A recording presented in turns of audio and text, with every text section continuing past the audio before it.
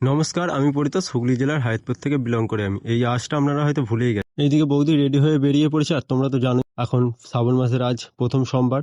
তো এইদিকে আমরা সবকিছু রেডি করে আমরা বেরিয়ে পড়লাম বাবার মাথায় জল ঢালার উদ্দেশ্যে আমাদের শিবতলা। তারপরে এইদিকে এসে নন্দী মহারাজের মাথায় একটু জল ঢাললাম। ঢালার পরে এইদিকে সবাই এক এক করে জল ঢালছিল নন্দী মহারাজের মাথায়। তারপরে আমরা মন্দিরে গেলাম। মন্দিরে কিন্তু অনেকটাই ভিড় ছিল, যেখানে আমরা প্রবেশই পেলাম না। তো তারপরে আমরা মন্দিরের ভিতরে গিয়ে পুষ্পাঞ্জলি দিলাম। ওখানে আমি তো জল ঢালার চেষ্টাই করছিলাম, কিন্তু সোনা ঢালতে দিল না। ফার্স্টে ওকে দিয়ে বাবার মাথায় জল ঢালালাম। দেখো কি সুন্দরভাবে ও জলটা ঢাললো। তারপরে ওর জল ঢালা হয়ে যেতে আমি নিচে যেটুকুনি ছিল সেটা দিয়ে বাবার মাথায় জল ঢালা কমপ্লিট করলাম। আর কারা কারা বাবার মাথায় জল ঢালছো অবশ্যই বলো। তারপরে বৌদি জল ঢালা কমপ্লিট করলো। এইদিকে বড় বৌদি এসেছিল, ছোট বৌদি এসেছিল, তো মালা ওরা দিল বাবার মাথায় জল ঢালা হওয়ার পরে। তারপর রিয়া বৌদি এখানে জল ঢালা কমপ্লিট করলো। শর্মিষ্ঠা বৌদি এইদিকে কিন্তু বাবার মাথায় বেশ ভালো করে জল ঢালছিল। আর শুধু আমরা কজনেই কিন্তু বাবার মাথায় ভরিয়ে দিয়েছি ফুল দিয়ে, প্রায় 10 জনের মতো। যাই হোক, তারপরে আমরা আসলাম আমাদের শীতলা মন্দিরে, ওখানে ধূপ আরে দিলাম। তারপর ধর্মরাজের কাছে আসলাম, আর তারপরে আজকের মতো চলে গেলাম।